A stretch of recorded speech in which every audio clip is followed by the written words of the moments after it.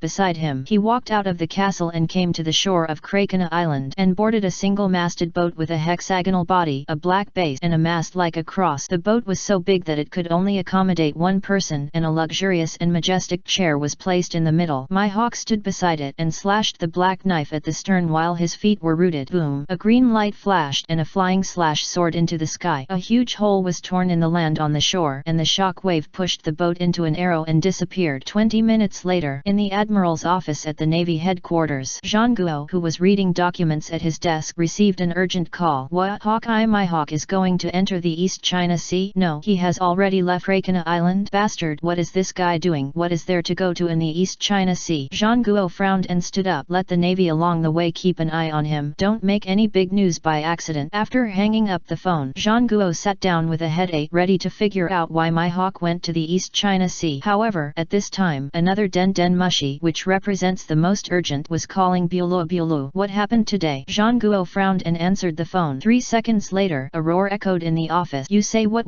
red hair is suspected of entering paradise? Chapter 98 An unexpected surprise. Shwiva template. Ron, who was far away in the East China Sea, did not know that the wind fanned by his fate butterfly would roll up a hurricane that shook the world at the end of the distant world. The battle on Quint Island was coming to an end. When Ron took Nojigo to find Nami and Zoro, Nami had already knocked the last enemy to the ground. Zoro seemed to be doing nothing, but the edge of the single knife in his hand was already stained with blood. Are all solved? Ron asked. All those who met died, and those who didn't meet were uncertain. Zoro thought for a while and asked, do we need to search this island and find those guys who may have been missed? No need. There are many small boats of fishermen on this island. It's a waste of time to chase them. Let them fend for themselves. Ron shook his head and walked over the water to the two of them. He first glanced at Zoro and finally landed on Nami, who was already soaked and whose clothes were clinging to her skin. This shape looks a bit like an S. If you look at it again, I'll charge you 200,000 Baileys. Nami rolled her eyes and dealt with her sister Nakago's inspection at the same time. I'm not injured. Those guys can't see where I am. That's good. You were too impulsive and just left me behind. Nakago rubbed Nami's wet orange hair and took out a tissue to wipe her sister's face. Do the weapons and potions feel good? Ron began to collect data and became serious. The invisibility potion is very strong. Those people can't see me. The gun is also very powerful. The red light is easy to aim at people, but it can't be too far away. The Ruyi stick is easy to carry. The magic called Repel can break the enemy's neck in one go with skills. Nami gave a very detailed report, then moved close to Ron and grabbed his hand, staring at the man eagerly. I did a good job this time. I killed all of Zoro's prey. Would you consider rewarding me? If not, how about giving me a box of that potion? 1 bottle of 1 million Baileys. You'd better kill me for a box. Ron's eyes fell 15 centimeters involuntarily. Is that the so-called Nami Valley? It really fits the literal meaning. But speaking of it, the invisibility potion is indeed powerful. Although it has various defects, it cannot cover up its advantages. You can consider stockpiling some to deal with unexpected accident. Has the enemy leader been solved? Zoro interrupted at the right time and wiped the blood from the edge of the blade with his hands. Well, solved. There may be some trouble afterward, but it's all in the future. Ron looked at Zoro. Is the flowing flame useful? Very good. I think it should be a sharp knife. Zoro seemed very satisfied and happily patted his good friend hanging on his waist. That's good. Ron said so and took out the wish indicator compass from behind his buttock. Click. The pointer pointed to the hall where the battle had just taken place, and the target was the treasure of the buggy pirate. Let's go. It's time to collect the spoil. 3 hours later, Ron and his party returned to the shrimp, and then the roar of cannons was heard at the dock. It was Nami who, under Ron's instructions, operated the cannons on the shore to sink the pirate ship of the buggy pirate. After doing all this, the shrimp sailed away, and on the distant shore, a group of ragged natives were staring at the distant ship in a daze. Lord Thor left, driving away on his boat. Someone just saw that the buggy pirates were destroyed. Are you sure? 2 crew members of the buggy pirates were captured. The 2 who robbed your house and killed your wife before. Your son pulled out 2 teeth of that bastard, and he treated everything. That's good. That's good. The former mayor who led the group knelt down slowly and kowtowed in the direction of the departing ship. The other natives followed suit and knelt down. Fortunately, such a group of people came. Ron, who had left, obviously knew nothing about it. He had never found out where the natives had gone, but there is no doubt that the poor people on Quint Island had their miserable fate changed because of his arrival. However, the Lord Thunder God they were talking about was frowning at this time. So little compared to before. The gains of the buggy pirates were pitifully small. The income from the treasure and the profit, including the invisibility potion they had spent, was only more than 3 million Baileys. To have 3 million Baileys profit, or because the buggy pirates just robbed a few days ago. But think about it carefully. After all, they are pirate. It is normal to spend money on wine and women. More than 3 million Baileys. Just save the whole and round it off. Save 3 million Baileys and give the rest to Nami and the others as a bonus. It is not good to take all the money with debt. Although Nami is definitely not so honest in private, Nakago is different. It still has to be reasonable on the surface so that we can be of one mind. Ron thought so, and the door was suddenly kicked open. Nami rushed in with a sea chart in her hand. Look, what the buggy pirate found seems to be the legendary Hellground Line sea chart. Nami sat on Ron's soft bed and then proudly showed it to the captain. Fortunately, I have knowledge and think this sea chart is not simple, so I went to find Buggy's diary on the pirate ship. Oh, it's pretty good. So why didn't you report it? Ron raised his eyebrows slightly and decided to tease her. Well, that I forgot. Nami's smile froze. Stealing is not a big deal, but it will be different if it is pointed out. Punishment? No. Nami pretended to be about to cry and rushed over directly with a bit of a fierce meaning. I think you can use it, so I came here to tell you. Just a joke. Ron pinched Nami's cheek with one hand and slapped another hill with the other hand. The ripples shook. Nami opened her beautiful eyes wide, her eyes full of shame and anger. Suddenly, Ron's cold voice sounded, if you get excited again, it won't be me who will suffer later. What are you doing? Nami sat back, holding her buttocks, and glared at Ron, who looked indifferent.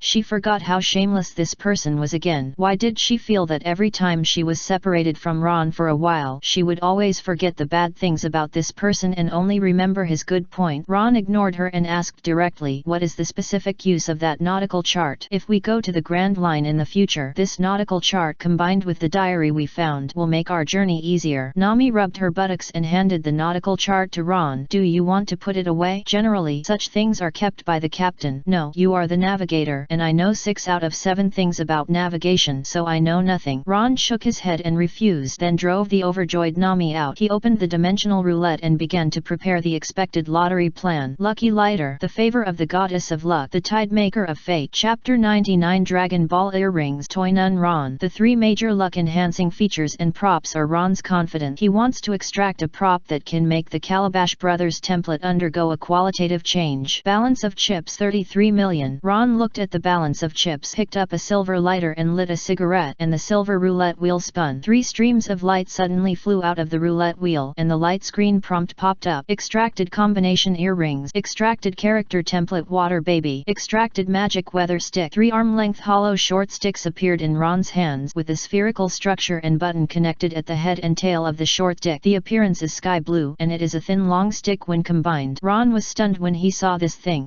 Magic weather stick. Origin, pirate dimension. Type, technological weapon / climate weapon. Effect, magic weather stick improved by Master Usopp with reference to the technology on Visalia Island. It has a series of moves such as Gus Sword, Black Ball, Thunder Cloud Stick, Shower Weather, Cream Road, Thunder Cloud Trap, Steam Egg, Cream Bubble, Weather Egg, Son of Thunder Weather, Weather Egg, Thunderstorm Weather. However, it has extremely high requirements for the user's professional knowledge in meteorology, mathematics, and related subject. If the requirements cannot be met, it will be scrap metal that can be used to hit people in the hands of ordinary people. Consumption, none. This line of light screen prompts really confused Ron. He really didn't expect to pull out the magic weather stick that Nami could only get in the future. For Nami, the weather stick is like chopsticks for eating and claws for crabs to protect themselves. Having it or not is 2 different things. It can be said that 99% of Nami's fighting power in the original timeline is in the magic weather stick. If Nami now has this thing, her fighting power will almost jump directly to the level where she can try to fight with Ron. Although Ron feels that he will definitely win, the process will never be pleasant. However, from the description, Nami at this time may not be able to fully master the magic weather stick. After all, Nami lacks the knowledge of Visalia Island. That place that can manipulate the weather has a lot of wonderful uses of climate and can even change the climate of a piece of land from drought to immediate rain at will. Nami is a genius, a well-deserved weather girl, but if there is no knowledge to fill the core, genius cannot come out of nothing. Anyway, this is a good thing. Ron quickly calmed down and placed the magic weather stick in the 4-dimensional chrysanthemum neck. It is the template that he both expects to obtain and does not expect to see at this time. Shwiva. Character template Calabash Brothers Water Baby. Origin Calabash Brothers. Type template. Effect, after switching, the physique will be converted into the Water Baby template, slightly improving the main body attribute and constantly swallowing rivers and filling rivers. Consumption stamina. Features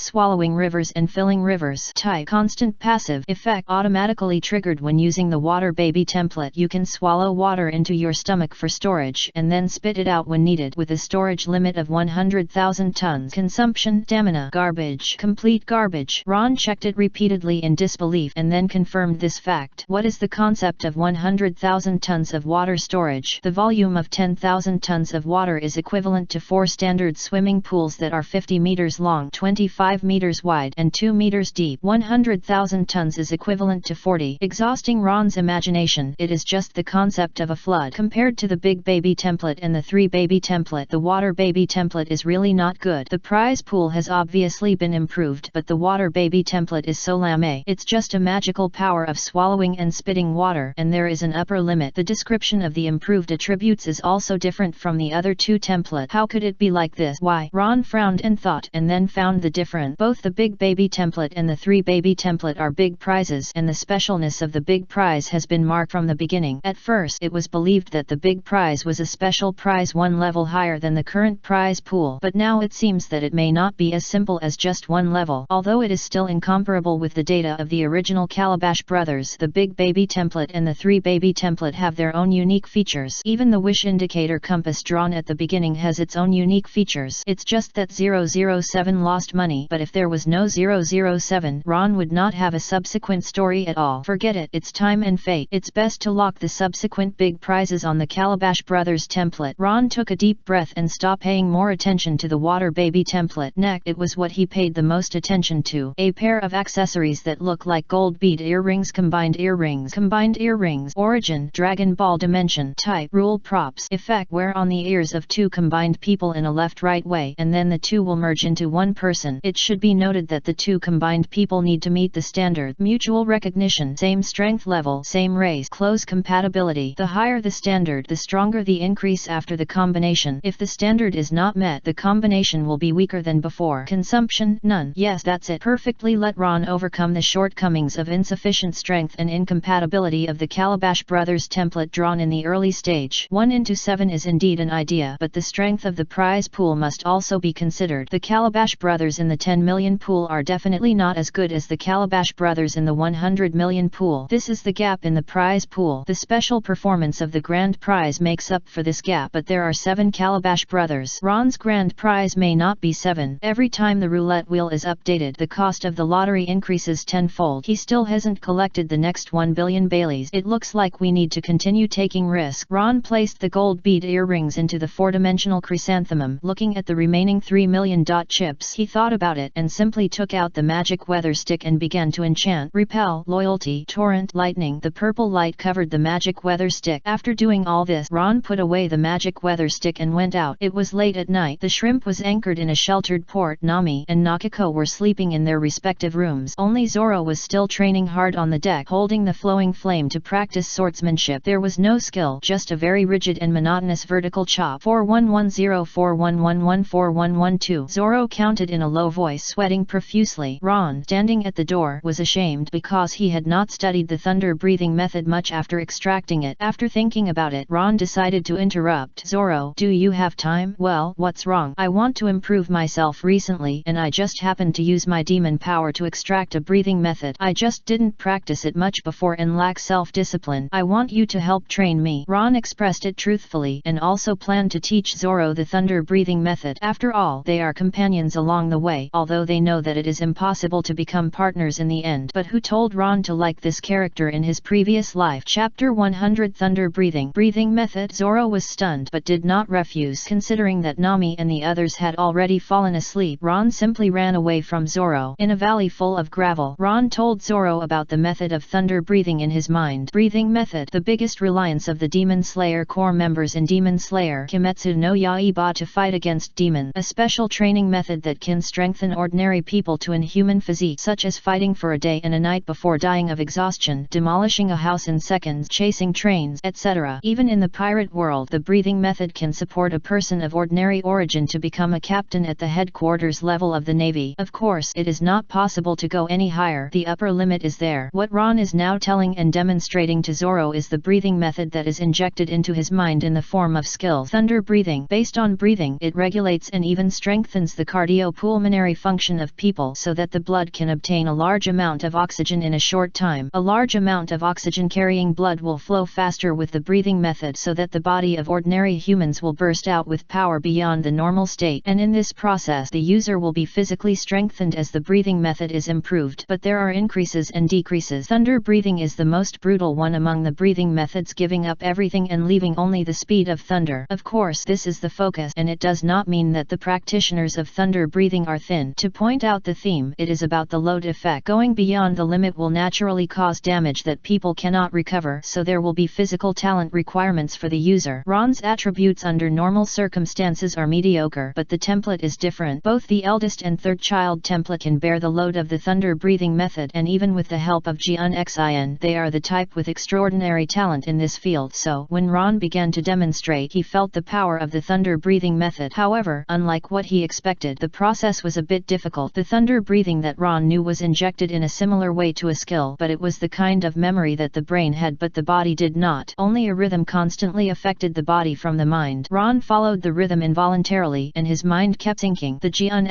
in the attribute panel was glowing at this moment, and it was obvious that his talent began to work. So, Ron devoted himself to the rhythm, first with a heartbeat, then a trickle, and then the sound gradually became louder. Finally, it became a wild rhythm that seemed to be running in the wilderness, resounding through his mind like the rhythm of thunder. Thunder's breathing, thunder's rhythm. Ron had forgotten the external factors at this time, and he was completely immersed in the rhythm of thunder. His breathing changed instantly, just like the process of sensing the rhythm. First, it was a rough breathing, moving and circulating like a heartbeat. Then the breathing rhythm began to slow down, turning into a gurgling river, and the speed of the river continued to accelerate as the mastery deepened. Finally, it turned into a fierce breathing that matched the rhythm of thunder. An indescribable feeling of exhaustion suddenly emerged, just like a child wielding a 1.8-meter long blade, and he could only barely control it with all his strength. Every muscle in the body seemed to be mobilized, as if there were tiny insects shuttling inside it. The muscles moved because of the stimulation, and the trembling was like the rhythm of thunder. Ron did not give up, and he held on to this inspiration that seemed to be an epiphany. A stream of white air burst out from between his teeth like a precursor to the breath of an angry dragon. Is this the breathing method? Zoro's eyes changed slightly, and he took a step back solemnly. The next moment, Ron suddenly opened his scarlet eyes, and his palms and fingers wrapped in golden patterns suddenly grasped the handle of the sun wheel sword. The sharp blade in the sheath almost instantly turned green, exactly the same as the fine green light bursting out from the owner's body at this moment. Click. Ron pushed the knife out of the sheath with his thumb, and the green light on his body trembled like thunder. Thunder breathing method. Form 1. Thunderbolt flash. A thunderbolt suddenly sounded out of nowhere. The green light dragged the flammecolored arc and slashed a house-like area 10 meters away. The straight green blade fell from the top, splitting the whole stone in two like a hot knife cutting butter. Bang! The stone fell to the left and right, and Ron closed his eyes and tried to remember the essence of this knife. As expected, this is the application of the thunder breathing method after entering the door. The breathing method is based on the user's physical fitness, and its purpose is to mobilize the user's whole body strength, twist it into a rope under the integration of the breathing method, and finally become the power source of the breathing method sword style. So he cut the big stone just now with one knife, and it didn't even feel that he spent much effort. If it was Ron under the template of Sanwa, at least 3 punches would be needed to destroy the big stone. If the big stone was replaced by an enemy, his strength would be wasted a lot. This is the effect of swordsmanship. After a short rest, Ron opened his scarlet eyes and stared at the blade that turned into green. The sun wheel sword will change different colors according to the owner, and green is Ron's color. Let's call it the thunder pool. Ron made a decision in his mind, and turned to look at Zoro when he sheathed his sword. What does it feel like? It's a very wonderful method, a little different from what I learned, and it puts a lot of effort into breathing and internal circulation. Zoro looked thoughtful, and finally realized that this so-called breathing method was not something Ron said. It was a real, systematically integrated secret method. However, Zoro asked directly, but it's too strange. Can the devil's power reach this level? Directly create a special breathing method out of nothing? It may not be perfected by several generations of swordsmen. Or did you steal it from some corner of the world with the devil's power? In this world you can't find another person who can use the thunder breathing method. You don't have to worry about stealing the teacher. Ron smiled. Tell me your opinion on the thunder breathing method. I hope to get a reasonable evaluation. Well, I hope so. Zoro still didn't question Ron, and thought about it and said, this should be a breathing method created to tap into one's own power as much as possible, and the service target is a bit biased towards the weak. It's better to say that its purpose is to allow the user to concentrate all his strength to burst out in a short period of time. In this way you can achieve a level of strength that exceeds the past in a short period of time, and finally defeat the strong with the weak. In theory, it is really like this. Ron thought of the hard fight between the swordsmen of the Demon Slayer Corps and the demon. The breathing method was indeed created for the purpose of fighting the strong with the weak. However, he began to be a little curious. Speaking of which, what are the differences between what you learned and what I learned? Can you explain it in detail? From what Zoro said, it seems that the swordsmanship he learned is different from the thunder breathing technique. It's not a difference in skills, but a decisive difference. Otherwise Zoro would not say that the service target is a bit biased towards the weak. After all, he is not a person who despises the weak. It's a bad day today, so just 2 chapters.